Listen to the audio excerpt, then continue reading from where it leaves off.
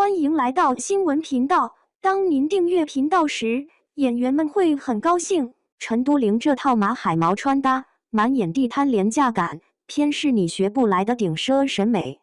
前2天刷到陈都灵的一组草地写真，瞬间让我这个在互联网大溶汤里摸爬滚打了10年的老炮手里的冰啤酒差点泼出来。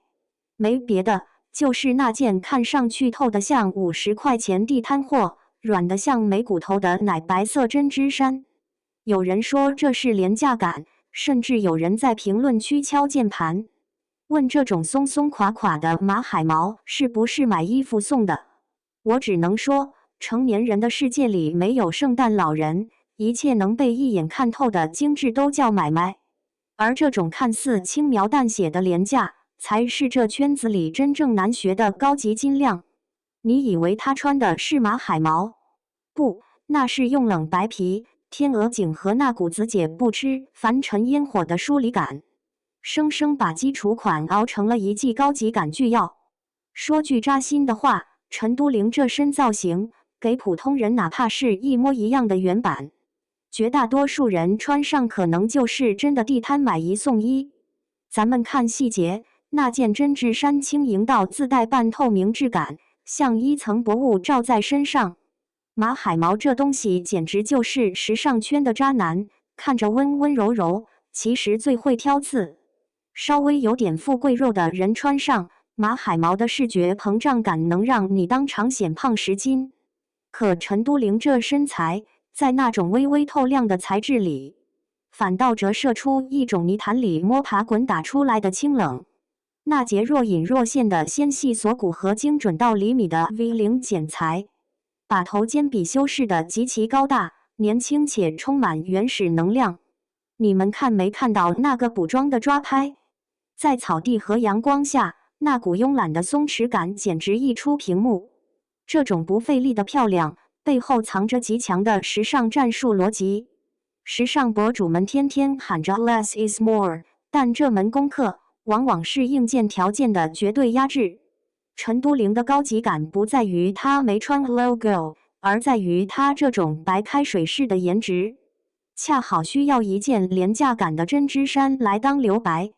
想起前阵子某几位当红小花非得穿满钻石去走红毯，搞得整个人像个会移动的枝形吊灯，那叫审美内卷。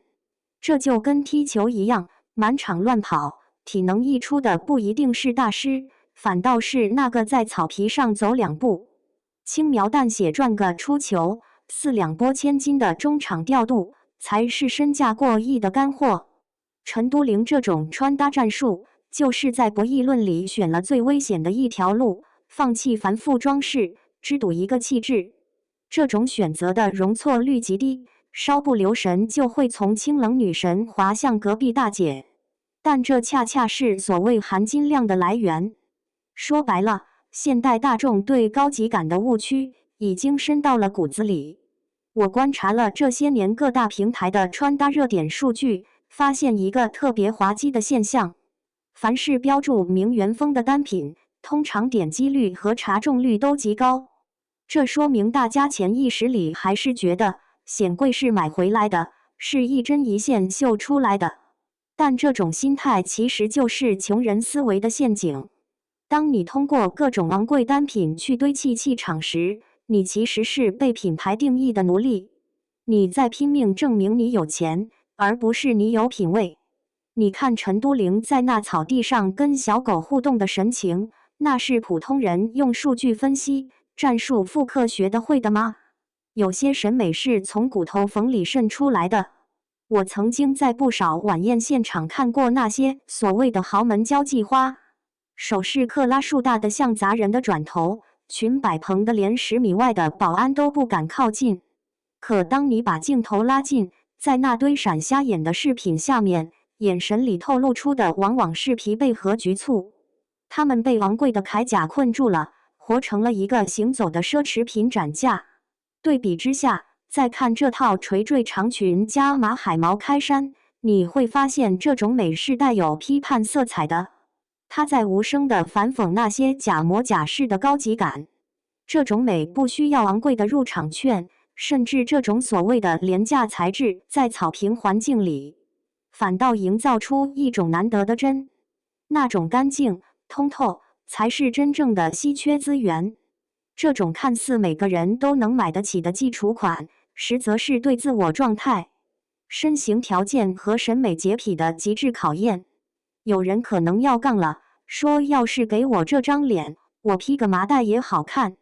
这又是另一种偷懒的逻辑。美学圈里有个挺硬核的数据统计，所谓的氛围美学中，脸只占不到30%的分量，剩下的70%是剪裁带来的结构感、材质与环境的冲突感，以及那种不被外物干扰的内核能量。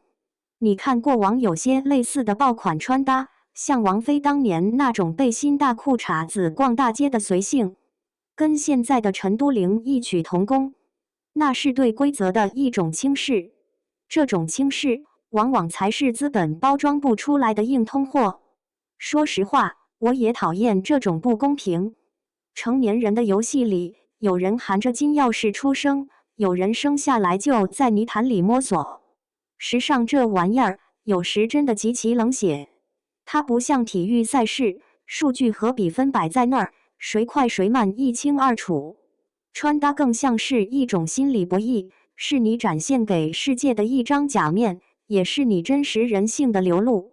陈都灵的这套，恰恰切中了普通大众心中那个想要变高级又不想太隆重的敏感点。咱们总想着如何通过叠加来改变自己，其实该学的不是他的衣服，而是他这种放手的胆识。有多少人在自拍的时候要开10级滤镜，修2小时图，找8个刁钻角度？陈都灵这张草地神颜，本质上是在用基础款单品来释放自身这种高大、年轻且具有灵气的生物电场。就像一场完美的战术反击，不需要10多个人围在对方半场传导球，只需2、3次精密的穿插，在对手放松警惕的那1秒钟，刺出致命的一击。所以说，如果你真的拿着这张照片满大街去找所谓的同款针织衫，那我敢断言，你最后大概率会落入一个消费陷阱里，甚至最后穿出来的效果可能比路人甲还路人甲。毕竟，有些所谓的高级，本质上是一场精巧的幻术。这种马海毛带来的软糯和视觉上的轻薄感，是一种只能在特定环境、特定气质加成下才能成立的偶然性审美。它不是大众的标准答案，它只是一个孤立。就像在这个焦虑的时代，人人都想靠一招先吃遍天，可往往最后还是的发现，一切的底色都是你自个儿那个有趣的灵魂，还有那几分不被流行左右的淡定。当你还在对着镜子研究怎么遮盖住肚子上的肉，怎么把腿修得更细的时候，有些人已经看透了这层皮囊的脆弱，转而去追求这种更清亮、更纯粹、更接近本质的表达了。这就是所谓的顶级眼光，看穿了包装纸，直接触摸到内容物本身。